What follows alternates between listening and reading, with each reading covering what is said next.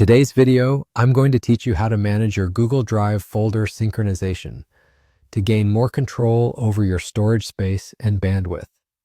Let's dive right into it. First, you'll need to locate a specific icon, which acts as your starting point for accessing your applications. Once you've found it, click on it to reveal your app menu. If this is your first time doing it, take your time to navigate through the available applications until you find the Google Drive app. Once spotted, click on it to open. With Google Drive now open, look towards the top right corner of the app for the gear icon. This icon serves as a gateway to your settings, so go ahead and click on it. You'll find yourself in the Settings menu where you'll have access to various options critical for managing your Google Drive experience. As we continue, you'll want to select the option labeled Preferences.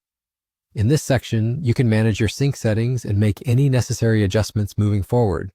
This part of the menu is where many customization features come to life. Next, from the Preferences window, keep an eye out for the option to add a folder. This is particularly important because it gives you the flexibility to decide which folders you want to manage. Let's say, for illustration purposes, you choose a specific folder, perhaps one that's been heavy on bandwidth. Click on it and then click Select Folder. The process here mirrors how you might organize files or folders on a computer, making it an intuitive experience for most users. Once your folder is selected, you'll see an option titled Sync with Google Drive. This is the crucial setting that allows you to toggle synchronization on or off for the chosen folder.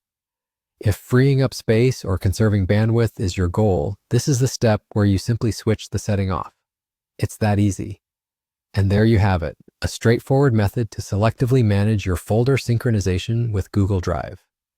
By disabling sync for specific folders, you're effectively gaining more control over your storage needs. This approach can help you organize your data better and optimize your resource use according to your specific requirements. Thank you so much for watching this instructional guide. I hope you found it beneficial and easy to follow.